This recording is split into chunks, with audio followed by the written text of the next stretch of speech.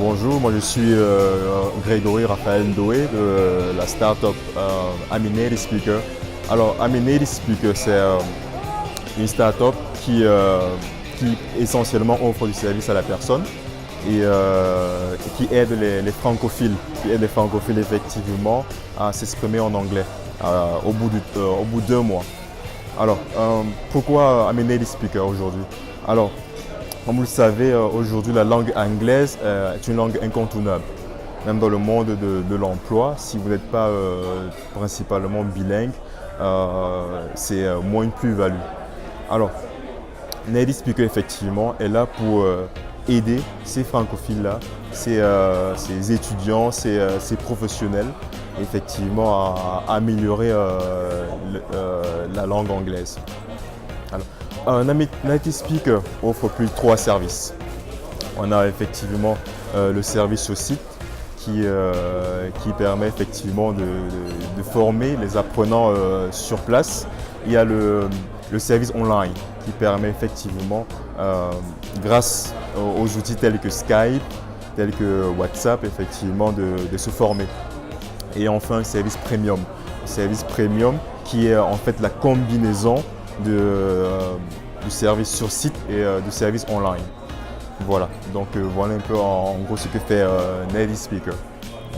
Alors, Native Speaker existe depuis 2016. Alors, pourquoi est-ce que j'ai lancé ce projet? Parce que je me suis rendu compte que effectivement, surtout ici au Cameroun, le Cameroun qui est un pays bilingue. Mais alors, le constat que j'ai fait, c'est que la plupart des Camerounais, effectivement, ne sont pas des bilingues. Aussi surprenant que ça paraisse, les Camerounais ne sont pas bilingues. Et je me suis dit, vu qu'effectivement, il y a un réel besoin, qui est détecté, comment est-ce que je peux apporter un changement dans mon pays, le Cameroun? Alors, de par effectivement les services que je peux offrir, j'ai proposé donc effectivement de mettre sur pied ces startups, Native Speaker, pour pouvoir aider les Camerounais, surtout parce que ce qui est important aussi, c'est que les gens ici, le besoin que j'ai constaté, c'est que les gens ici veulent parler anglais rapidement. Vous voyez? Donc c'est comme une sorte d'urgence. Surtout que ce soit les étudiants, les voyageurs qui veulent aller dans les pays anglo-saxons, etc. Ça devient une urgence. Ce qui fait qu'ils se retrouvent par exemple en train d'aller dans les centres linguistiques qui font bien sûr un très bon travail.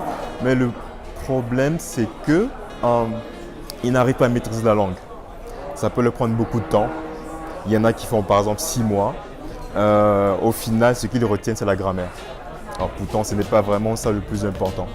Alors, je me suis dit, j'ai un atout, j'ai une plus-value autant pour moi que je peux proposer, qui est de permettre effectivement à ces gens-là, à ces potentiels clients-là, de maîtriser la langue anglaise au bout d'1 mois. Il y en a qui vont me dire, c'est pas possible, mais je dis, c'est possible. Et j'en suis la preuve.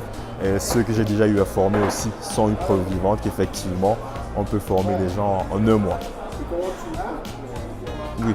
Alors, je ne veux pas essentiellement parler des centres linguistiques. Là, on n'aime pas la logique, effectivement, de ne pas parler des concurrents. Je vais parler de moi. Alors, premièrement, c'est quoi? C'est qu'il faut être passionné. Ce que je dis aux apprenants, aux futurs apprenants, si vous voulez maîtriser la langue anglaise au bout d'1 mois, il faut d'abord être passionné par la langue anglaise.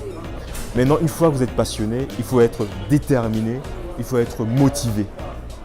Ouais. Maintenant, tout le reste, ce n'est que, comme on dit, du b.a.-ba. Tout le reste. Et c'est vrai que maintenant je ne vais pas entrer en profondeur et dévoiler mes stratégies. Je préfère effectivement que les gens viennent à moi et souscrivent. Et puis maintenant, je l'ai dit effectivement, c'est ce qu'il faut faire. Alors, j'ai eu à travailler avec environ 15 personnes. Oui. Alors, sur ces 15, il y a, je dirais, 8 qui sont satisfaites. Alors, les autres, je dirais, sont satisfaits. Pour les autres, c'est qu'ils sont venus, ils n'avaient pas encore de notions. C'est-à-dire pas de notions en anglais. Donc, ce qui fait qu'il fallait repasser sur toutes ces notions-là, effectivement. Leur apprendre un peu de grammaire, parce que ma logique est que les gens ne se focalisent pas trop sur la grammaire, trop sur les conjugaisons. Je prends un exemple. Vous avez des gens qui ne parlent pas anglais, mais bizarrement, ils ont fait l'anglais depuis le primaire. Là, on parle de 7 ans. Depuis le secondaire, on parle encore de 7 ans. Là, on est dans 14 ans déjà. Maintenant, sans parler du supérieur. Alors, c'est très étonnant parce que quand vous prenez par exemple le cas d'un sportif qui arrive dans un pays, je vais dire en Angleterre, en Espagne, et qui n'est pas espagnol, et vous voyez qu'au bout de 6 mois, il donne déjà des interviews respectivement en anglais et en espagnol.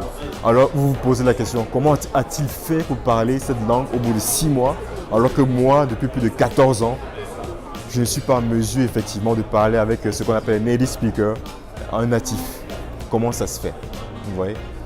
Donc c'est pourquoi un native speaker effectivement a ces stratégies-là qui permettent aux apprenants de...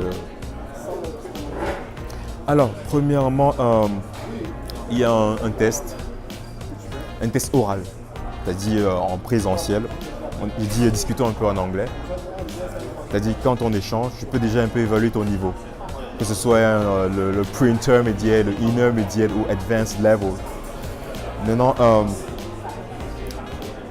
quelqu'un qui a déjà des bases, le souci c'est qu'il faut dialoguer. Il faut pratiquer la langue. Comme on dit en anglais, practice makes perfect. Il faut pratiquer la langue, il faut échanger tous les jours avec les anglo-saxons ou alors dans votre entourage. Quand vous voulez apprendre une langue, pratiquez tous les jours. Visionnez les chaînes telles que CNN, BBC. Regardez les films en anglais avec des sous-titrages en anglais. Mais l'avantage, vous pouvez d'abord le visionner en français pour le comprendre. Ensuite, maintenant, vous le visionnez en anglais avec des sous-titrages en anglais. Voilà. Donc, vous avez des vidéos pour le faire. Oui, effectivement, j'ai des vidéos aussi que je mets à disposition, on travaille dessus. C'est-à-dire au début, j'arrive, je mets un vocabulaire au départ. C'est-à-dire les apprenants, ils voient un vocabulaire qu'on doit étudier aujourd'hui. On étudie le vocabulaire. Ensuite, maintenant, une fois qu'on a travaillé sur le vocabulaire, on rentre dans les vidéos. En anglais, pas de sous-titrage cette fois-ci. C'est pas sous-titré, mais ils se rendent compte en fait que le vocabulaire qui est dans la vidéo, en fait, c'est le vocabulaire que nous avons travaillé à la base. Et maintenant, au fur et à mesure qu'on répète ces actions-là, le subconscient enregistre ce que vous faites. Je prends un exemple. Vous voyez un enfant. Par exemple, je prends le cas avec vous. Vous êtes né, vous avez commencé peut-être à parler soit le français, qui est peut-être votre langue maternelle, ou alors votre dialecte, par exemple, avant d'aller à l'école. Alors on se pose la question, comment se fait-il qu'un enfant apprenne à parler français avant d'aller par exemple à la maternelle, etc., etc. Pourtant, il n'a jamais été à l'école. Comment ça se fait? Alors vous allez à l'école pour apprendre la langue anglaise, vous la travaillez pendant 14 ans, etc., vous ne parlez pas. Comment ça se fait? Alors, la raison c'est qu'avec l'enfant, il y a la répétition. On répète tous les jours avec l'enfant à la maison, ce qui fait que son subconscient retient de jour en jour, de jour en jour et de jour en jour. Alors, c'est un peu ces stratégies-là que j'utilise dans mes cours. Je mets sur pied des exercices qui permettent via la répétition, je mets sur pied des exercices qui aident aux apprenants de répéter, de travailler tous les jours parce qu'il faut parler anglais tous les jours, minimum 30 minutes. Prenez en 30 minutes tous les jours, parler en anglais. Vous devez être à mesure d'oublier que vous êtes francophone. Parce que le piège ici, c'est que les gens veulent toujours traduire. C'est-à-dire, je pense en français, je traduis en anglais. On a vu d'ailleurs récemment la vidéo avec le ministre de l'enseignement supérieur où à un moment donné, il dit 100 000 francs et il traduit. En fait, c'est ce qu'il ne faut pas faire. Vous voyez, ne pensez pas en français, puis vous traduisez en anglais. Vous devez être à mesure de fermer les yeux, de les ouvrir à nouveau et de voir les choses comme un anglo-saxon. Tout ce qui est autour de vous, que ce soit la table, le téléphone, les gens autour de vous, les ustensiles de cuisine, le salon, vous devez être à mesure de tout décrire autour de vous en anglais. Ça commence comme ça, pas les bases. Et puis maintenant, au début de mes cours, je commence surtout par l'anatomie. Parce que d'abord, il est très important de se connaître soi-même, avant de voir autour de soi. Donc, commencer à maîtriser le corps humain en anglais, les parties. transport, de la télésécurité, etc.